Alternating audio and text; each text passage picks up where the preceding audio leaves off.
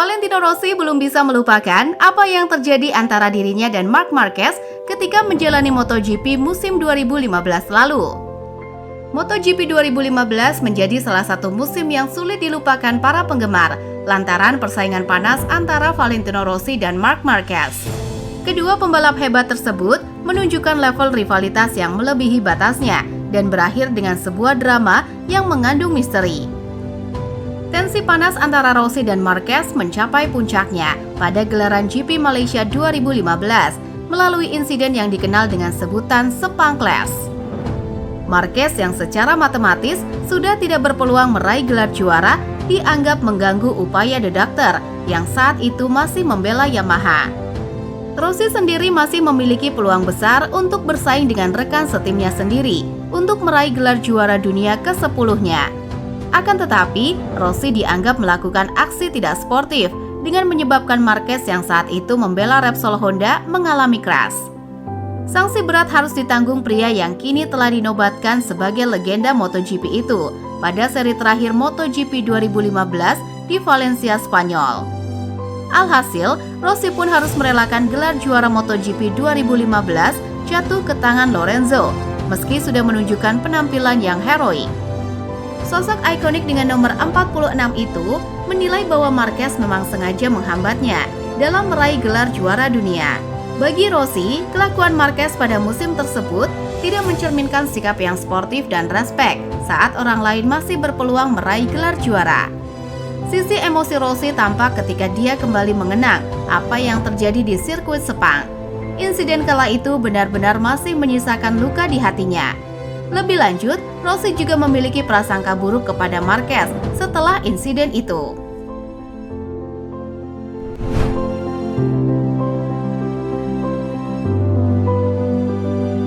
Komisi Grand Prix GPC berencana untuk menyetujui tindakan luar biasa yang akan membekukan mesin pabrikan yang berkompetisi di kejuaraan dunia MotoGP hingga tahun 2027 saat peraturan baru mulai berlaku. Seperti yang telah diketahui motorsport.com, ide dari regulator meratifikasi perubahan ini pada pertemuan berikutnya, yang pada awalnya dijadwalkan untuk pemberhentian berikutnya dalam kalender dalam waktu 10 hari lagi, Grand Prix Emilia-Romagna di sirkuit Marco Simoncelli. Seperti yang terjadi saat ini, tim yang menggunakan mesin yang dipasok oleh konstruktor yang menikmati tingkat fleksibilitas tertinggi berkat konsesi Yamaha dan Honda akan dibebaskan dari pembekuan selama mereka tidak mencapai hasil yang membuat mereka beralih ke tingkat berikutnya. Strategi tersebut telah diterapkan di kejuaraan MotoGP di masa lalu sebagai respon terhadap kehancuran yang disebabkan oleh pandemi. Pada kesempatan itu, mesin dibekukan pada awal 2020 hingga akhir 2021. Langkah ini merupakan bagian dari langkah Badan Pengatur Kejuaraan untuk menahan investasi pabrik dengan kurang dari 3 putaran yang tersisa di bawah kerangka kerja teknis saat ini, sebelum perombakan yang diumumkan pada 2027. Pada saat itu, mesin 1000 cc akan digantikan oleh versi 850 cc yang lebih kecil, dan ini akan disertai dengan pembatasan yang cukup besar pada elemen aerodinamis dan perangkat lain, seperti pengatur ketinggian motor. Tim sekarang diwajibkan untuk melakukan homologasi mesin mereka sebelum pemberhentian pertama dalam kalender.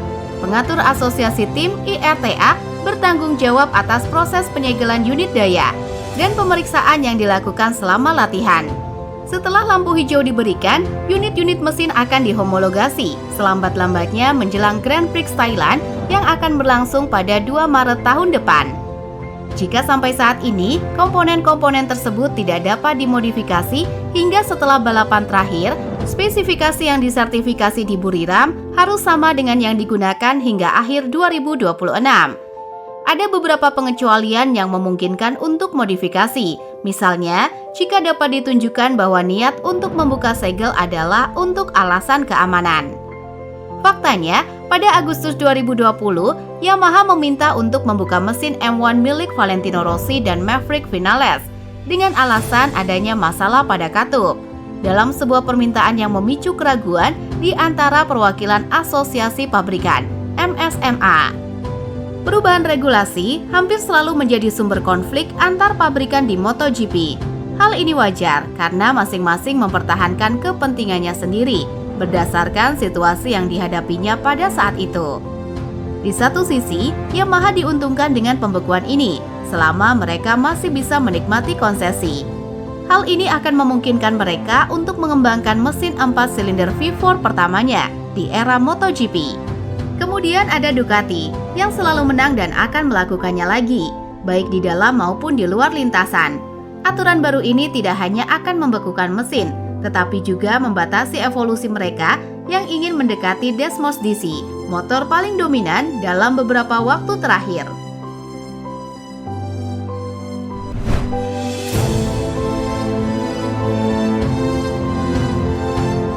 Yamaha saat ini satu-satunya pabrikan MotoGP yang masih menggunakan mesin 4 silinder segaris. Pengembangan mesin V4 baru Yamaha untuk MotoGP-nya sudah memasuki tahap lanjut. Yamaha belum secara terbuka mengakui bahwa mereka sedang mengerjakan perubahan pada konsep mesinnya yang saat ini terdiri dari unit 4 silinder segaris. Satu-satunya referensi dalam hal ini adalah jawaban samar-samar yang diberikan oleh Fabrizio Quartararo dan Alex Rins atas pertanyaan dari para media. Namun, seorang sumber perusahaan mengkonfirmasi kepada motorsport.com akhir pekan lalu di Misano bahwa proyek ini tidak hanya berjalan sesuai rencana, tetapi juga bergerak maju dengan cepat. Yamaha mempekerjakan Luca Marmorini, seorang insinyur balap yang sangat berpengalaman yang sebelumnya bekerja di Formula 1 bersama Ferrari dan Toyota sebagai konsultan eksternal beberapa tahun yang lalu. Setelah waktunya di single seater, pria asal Italia ini berperan penting dalam mengoptimalkan performa dan meningkatkan keandalan power unit Aprilia di MotoGP. Setelah menandatangani kontrak dengan Yamaha pada tahun 2022, Marmorini telah memperingatkan secara internal tentang perlunya mempertimbangkan untuk beralih dari mesin 4 silinder segaris ke konfigurasi V-twin. Pabrikan asal Jepang yang pada era 500cc tahun 1980-an sempat menggunakan varian V4. Akan tetapi, sekarang mereka adalah satu-satunya yang mempertahankan profil inline-4. Sejak awal tahun, sejak fleksibilitas yang ditawarkan oleh sistem konsensi, baik Quartararo maupun Rins telah menguji spesifikasi mesin berbeda, meskipun tidak ada yang memberikan hasil yang diharapkan. Dengan kedatangan Max Bartolini, mantan tangan kanan gigi daliknya di Ducati, sebagai direktur teknis di awal tahun, Yamaha berada di tengah-tengah fase transformasi yang bertujuan untuk memulihkan daya saing motor yang pernah menjadi juara pada 2021 bersama Quartararo. Pada 2025, Yamaha akan kembali memiliki tim satelit setelah kesepakatan yang ditandatangani dengan Pramac pada awal tahun ini. Selain itu, tim ini juga berharap bisa mendapatkan jasa Augusto Fernandez sebagai test rider, mengingat masalah fisik yang menimpa Carl Crutchlow.